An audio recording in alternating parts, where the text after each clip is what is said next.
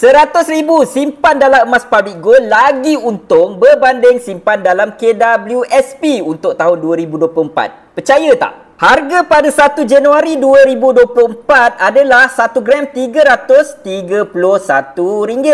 Dan hari ini pada 11 hari bulan Mac 2025 harganya adalah RM447. Kenaikan sebanyak 35%. Kalau kita bandingkan dengan KWSP, dividen untuk tahun lepas 6.3% sahaja. Jadi inilah untung kalau kita simpan dalam emas sebanyak RM35,000. Okey, dan kalau kita bandingkan dengan KWSP, keuntungan hanyalah RM6,300 sahaja.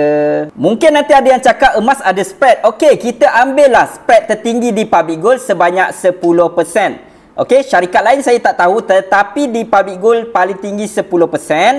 Kita dah ada untung RM21,000 lagi.